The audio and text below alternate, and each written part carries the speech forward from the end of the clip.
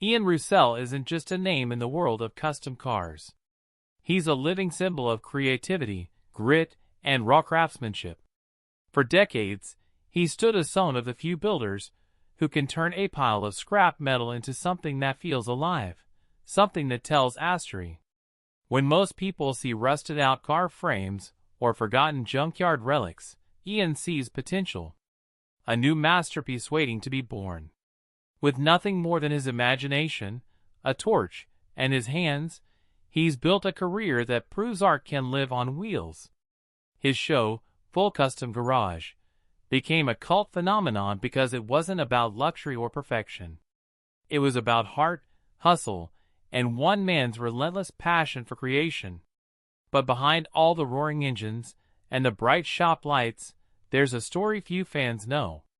One that's marked by heartbreak, loss, and a tragedy that changed Ian's life forever. To understand where that pain came from, you first have to understand the man himself. Born on November 19, 1970 in Sunland, California, Ian grew up in a quiet area just outside Los Angeles, a place filled with open roads and wide skies. He was an only child, but never alone because his father filled his world with the sound of engines.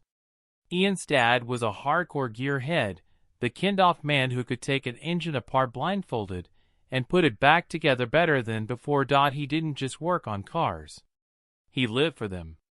And from the moment little Ian could walk, he was right there beside him, absorbing every turn of a wrench and every lesson about hard work and pride in what you build. Those early days weren't fancy. Just long afternoons spent in the family's dusty garage. Hands greasy, knees on the concrete, the smell of motor oil thick in the air. But that's where Ian learned his first truth. Greatness doesn't come from money or fame. It comes from passion. By the time he was a teenager, Ian's love for cars had grown into something deeper, almost spiritual. He wanted to understand everything. How engines breathed, how metal bent, and how design could give a machine a soul. School never really caught his attention. Classrooms couldn't compete with the magic happening under a hood. But his parents saw his gift, and they never tried to stop him. They knew this was just a hobby. It was his calling. His grandmother, too, played a small but vital part. When Ian was 14, she handed him the keys to an old Volkswagen that had been sitting untouched for years. Her challenge was simple. If he could get it running, it was his. For most kids, that might have sounded impossible, but for Ian, it was all the motivation he needed. Within weeks, that dusty, broken-down car was rumbling back to life. And with it, a new dream was born. That VW wasn't just his first car. It was his first creation. Still, Ian wasn't just about cars in those early years. He believed in pushing himself physically and mentally. Throughout high school, he was active in sports like football and baseball, and he hit the gym regularly. That discipline, that drive to improve, became part of his DNA. By the time he graduated from West Valley High School in 1989, he already knew exactly who he was and what he wanted. College didn't call to him, sitting in classrooms memorizing formulas. It just wasn't his world. He wanted to learn through doing, to build, to fail, to try again, and to build better. So, while his classmates went off to universities, Ian headed straight to where he belonged, the garage. In the late 1980s, he started working in the custom car industry, learning from some of the most respected names in the game. He spent time under the guidance of legends like Boyd Codington, Chip Faust, and Jesse James. Men whose shops were the breeding grounds for innovation and craftsmanship. Ian didn't just learn the basics.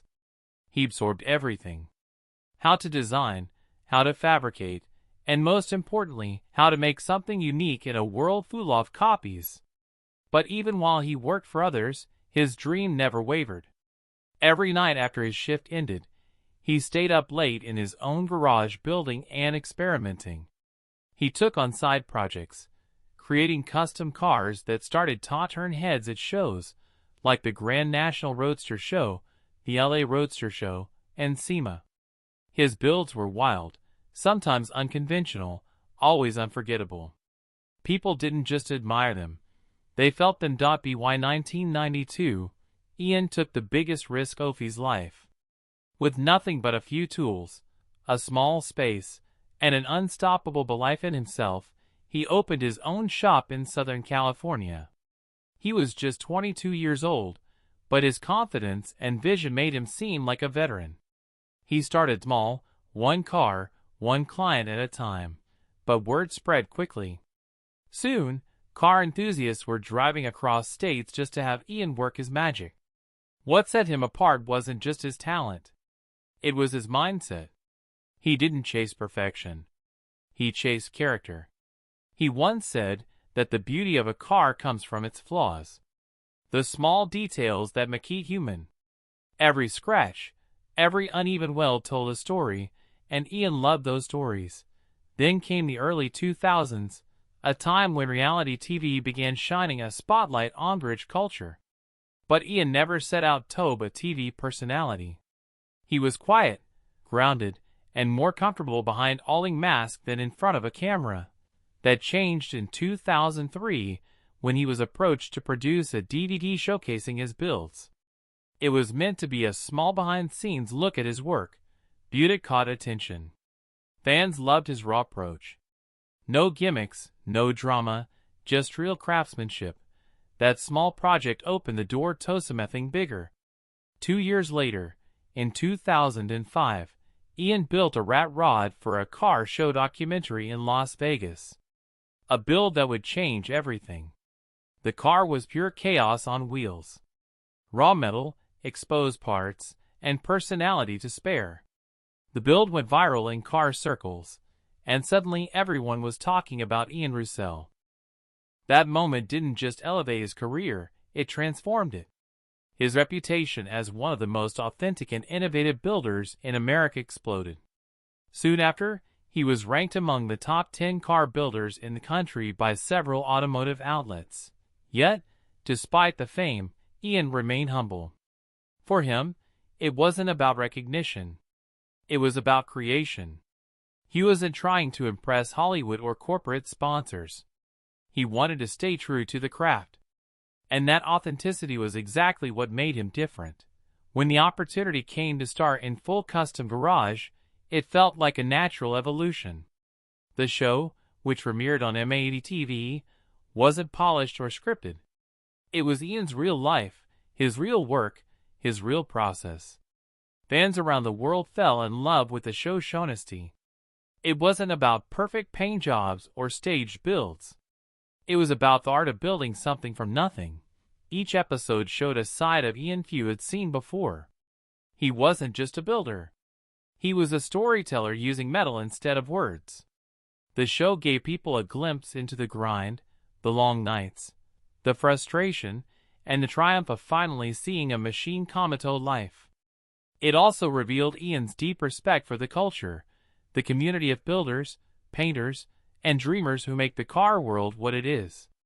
For a while, everything seemed perfect. Ian was doing what he loved, inspiring others, and living the dream.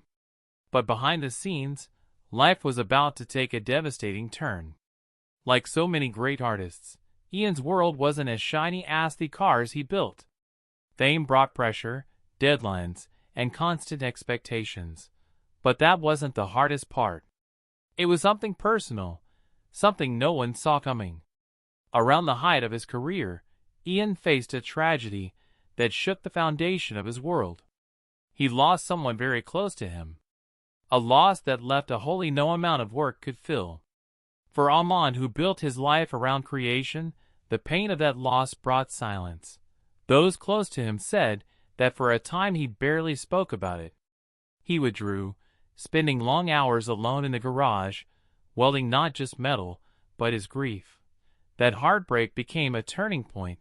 Fans might have noticed a change in him. The projects got darker. The themes more personal. Where his earlier builds had been wild and full of playfulness, the later ones carried a depth, an emotion that hadn't been there before. It was as if the pain found a way into the steel. each curve, and weld reflecting what it could say out loud. For Ian, work became therapy. Every spark was a memory. Every car was a tribute. And yet, through all that pain, he didn't stop. He couldn't. Because building was just what he did. It was who he was. And maybe that's why Full Custom Garage continued to resonate with fans around the world. It wasn't just a show about cars. It was a story about resilience. About what happens when Amon rebuilds not just machines, but his own heart. For Ian Roussel, loss didn't end his journey. It reshaped it. After the tragedy, he began to see the world through a different lens. Life wasn't just about building beautiful cars anymore. It was about honoring the moments and people that gave his life meaning. He once mentioned in an interview that when you spend enough time in a garage surrounded by metal and silence, you start to think differently. The noise fades, the fame feels distant, and all that's left is the sound of your own heart. For Ian, those long, quiet nights became his sanctuary. The pain that once weighed him down started to fuel him in new ways. Every project became a message. Every creation a way to keep memories alive. He learned that even broken things, whether cars or people, can be rebuilt with enough patience, love, and time. When Full Custom Garage entered its next seasons, fans noticed a subtle but undeniable shift in Ian's tone. The builds were still bold and inventive, but there was a depth to them, a maturity that only comes after walking through darkness. He began tackling more personal projects, cars that seemed to speak to his journey rather than just his talent. He experimented more, with raw finishes and industrial textures reflecting the imperfect beauty of life itself. For Ian, the idea of perfection was gone. What mattered now was authenticity, the emotion a car could carry. He didn't just want to build something that looked cool. He wanted to build something that meant something. Away from the cameras, Ian continued to evolve, not only as a builder, but as a man. He kept his personal life extremely private, but those who knew him described him as humble, grounded, and deeply loyal. He wasn't one for flashy fame or red carpet moments. He was the type who'd rather spend a Saturday night in his garage covered in grease, surrounded by the hum-off welding machines. That's where he found peace. But behind the calm exterior, the tragedy he faced had given him a new sense of purpose. He started supporting young builders and independent creators, often encouraging people to pursue their ideas, no matter how wild they seemed. He became a mentor to many who looked up to him, not just for his craftsmanship, but for his resilience. What made Ian Roussel truly special wasn't just his ability to create, it was his refusal to quit. When life tried to break him, he rebuilt himself just like he rebuilt his cars. He turned pain into progress, grief into art. Full Custom Garage became more than a show. It was a reflection of his heart. And fans felt that. They could sense the honesty in his work. The way his builds seemed to carry emotion, almost like they were alive. Whether it was a stripped-down rat rod or a completely reimagined classic, every project had a story behind it. And that's what kept viewers coming back, not just to see what he built next, but to feel something real in a world that often felt artificial.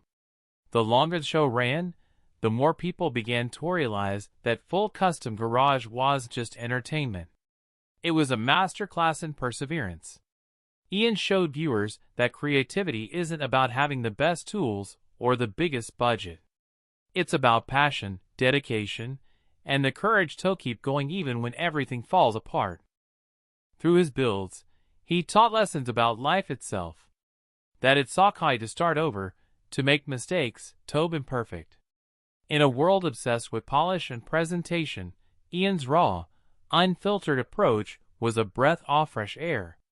He made people believe that no dream was too far out of reach if you were willing to get your hands dirty.